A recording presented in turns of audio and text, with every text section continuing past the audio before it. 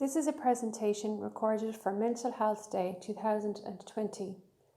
This presentation is about mental health of intellectual disability. The presentation will be brought to you by Alison Buggie, who is the clinical nurse specialist on the Adult Mental Health and ID team, and myself, Joan Gilvarry, and I'm the clinical nurse specialist on the Children and Adolescents Mental Health team, CAMHS team. Hi, I'm Alison, and although this says I qualified as an RNID in 2007, I've actually worked in St Michael's House since 2004. I started as a relief staff when I was doing my training, and then worked as a staff nurse from 2007 to 2012 when I moved to New Zealand to work in a medium secure forensic unit for people with intellectual disabilities. On return to New Zealand, I took up a CNM1 role in 2014 and then started in the MHID role in November 2015.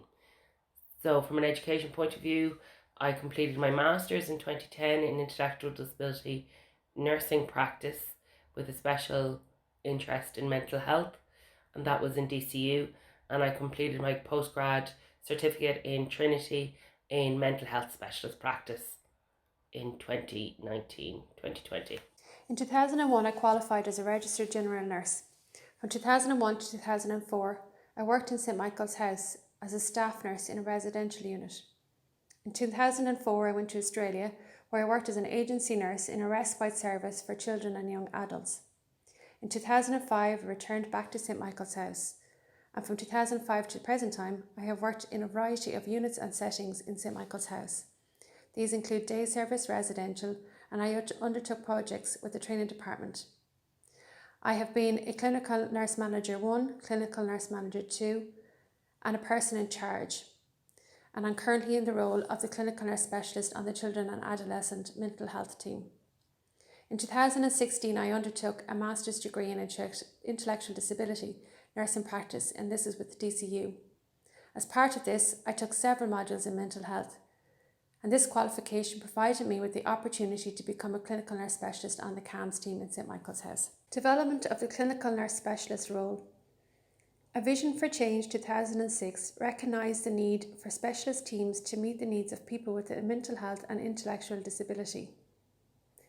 The master's degree in intellectual disability nursing practice with DCU also recognised the need for specialist teams. As part of the master's degree, it was required that a practice placement would be completed.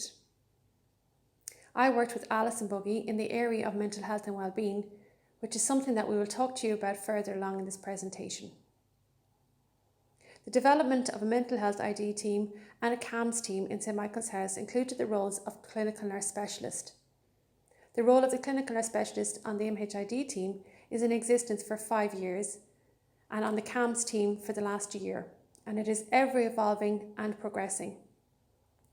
As the teams have developed and expanded, an additional clinical nurse specialist post was created in 2019 on the Adult MHID team, and Dominic Burke joined Alison on the team as a clinical nurse specialist.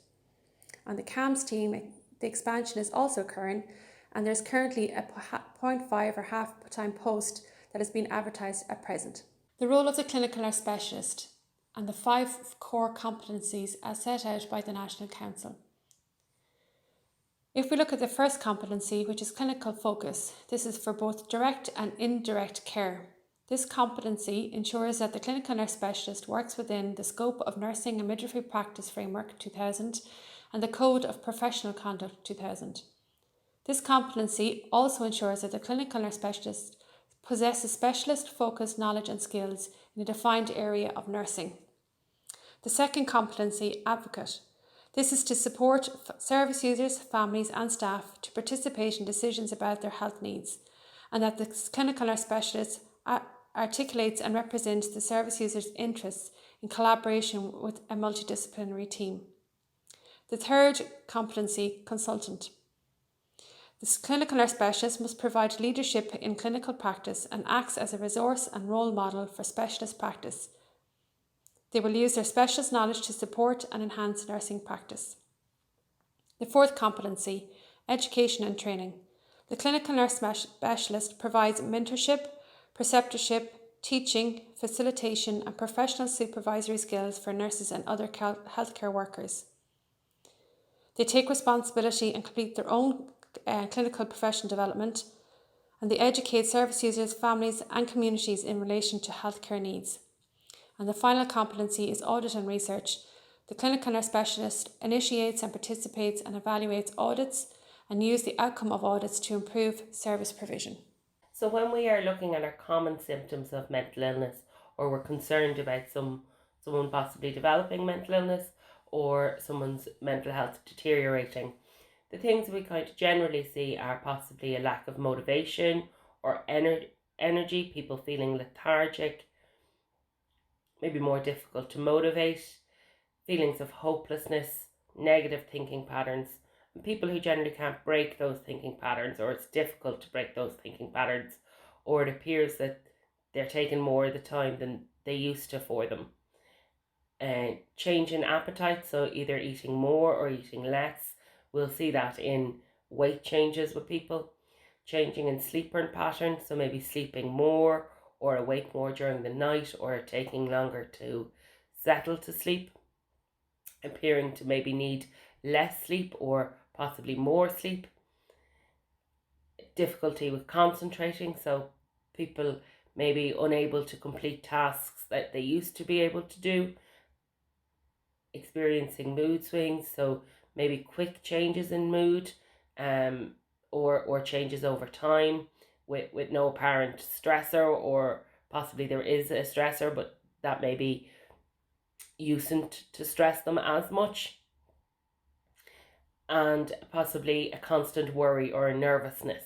And that might be in somebody looking at somebody and noting that they appear nervous or jumpy, rather than someone actually having to verbally express that they feel that way. So then, looking at some more of our symptoms, people may report feeling physical symptoms, so reporting that they may feel achy or painy or have headaches, or their stomach might feel sick. For some people, this might be an early indication, and it might be consistent that they might always report the same physical symptom. Not always, and it's different for every individual, but sometimes it's an early warning sign for some people that their mental health may be deteriorating. We then have mood swings that we discussed in the previous slide. Then ruminations, so similar to before, that those thought patterns that are difficult to break, difficult to distract somebody from them. And then hallucinations. So hallucinations are sensory experiences that appear real to the person that's experiencing, but they're not experienced by anybody else. So they're created by the person's mind.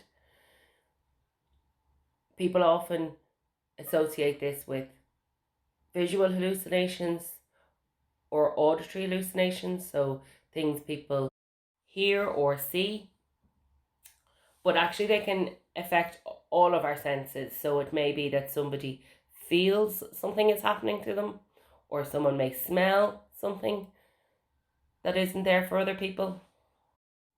So then moving on to delusions. So delusions are fixed, false beliefs that somebody holds that are contrary to reality. So they're not held in general belief within the culture the person is from. We may also see irrational fear or panic. This may be a new presentation for somebody. And then thoughts of self-harm or suicide as our last one. It's important just to say here that not everybody who thinks of suicidal thoughts would have a mental illness. It may be just a period of acute distress for an individual. So as we look at these common symptoms of mental illness, there are other factors we need to consider, such as diagnostic overshadowing. Diagnostic overshadowing means when one thing may mask another. So sometimes physical illnesses may mask symptoms of mental illness. Thyroid issues are a good example of this. With an overactive thyroid, You may need an awful lot less sleep. You may lose weight. You may become irritable. Some of the symptoms of mental illness. Similarly, with hypothyroidism, so an underactive thyroid, you may gain weight. You may feel more lethargic and withdrawn. And it's important for that reason that we review the medical history and have a recent medical and bloods for the person being assessed. The second is polypharmacy. So this is where multiple drugs, medications may interact with each other, causing some symptoms of mental illness. It is important that we are able to review that with the person. Communication difficulties is often challenging for people with intellectual disabilities to express how they are feeling, what may be causing those feelings or thoughts, and so they are all things we need to work with. Atypical presentations mean presentations which are not usually typical of certain disorders. An example of this will follow later. As we move on, we look towards limited life experiences, co-occurring medical conditions that may be happening, acquiescence, sensory impairments, and sometimes the reliance on carers or staff to be the informant for the person. These are all issues that we take into consideration when planning treatment and or diagnosis with an individual. Behavioural characteristics of depression. A typical presentation of depression may include sad mood, low energy or diminished motivation, poor concentration, changes in eating habits, so perhaps eating more or less than normal, changes in sleeping habits, so again, perhaps they're sleeping more or less than normal, loss of pleasure in activities, and thoughts of harming self. The common presentation of depression in a person with ID may include agitated or irritable mood, high energy with possible agitation, poor concentration and low frustration tolerance, change in eating habits, so eating more or less than normal, change in sleeping habits, so sleeping more or less, loss of pleasure in activities, and actions that harm self, expressed wish to be dead. Risk factors for mental health. There are three main categories that the risk factors fall under: biological, social, and psychological. So let's look at these a little closer. Biological are areas such as genetics, hormonal, neurochemical, substance use, or poor physical condition. When we think about social factors, we may need to consider areas such as unemployment, poverty, social isolation, reduced or insufficient natural support networks, and reduced access to community facilities. And under psychological, we consider areas such as chronic or acute stress, thinking patterns, poor coping skills, low self-esteem, and bereavement. For many of our service users, they may have many risk factors, and these may be from one or more of the three areas in their lives. A mental wellbeing initiative in St Michael's House. It's well recognised that people with an intellectual disability experience higher rates of mental illness than the rest of the population. With this in mind, Alison and I decided to develop a health promotion programme to support service users in our service. Thanks, Joan. The purpose and function of the Wellbeing Group was to assist in building relationships with service users which are flexible and creative. I think the benefit of having outside people in was that we were coming in fresh, we had that availability, and within our 2 hours that was our job to be there. To improve service user and staff engagement with the mental health of intellectual disability team, at the beginning of this Wellbeing Group, we were in our infancy as a mental health and ID team, and it was lovely to be able to get out and meet people and promote our role within the mental health team. to promote the importance of taking care of our own mental well-being, to provide practical support to supporting this. So really to get the feedback on how people feel that they support their own well-being, and discuss with the group other ways they may be able to add additional supports into their current toolbox.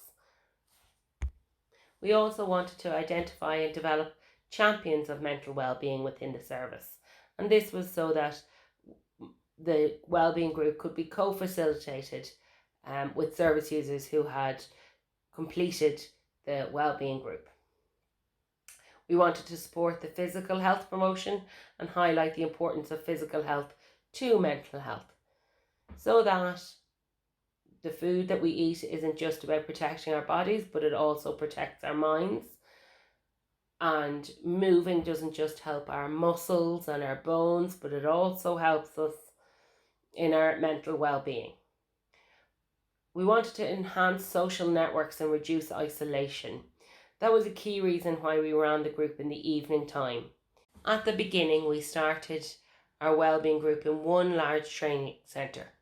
This was chosen as, at the time, there were a lot of mental health resources were already identified as being required and were active within the centre.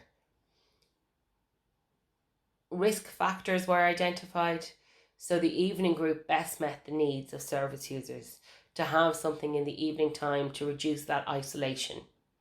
Our aim was to facilitate the champions of mental health within the service, and we had 10 to 12 participants in each group.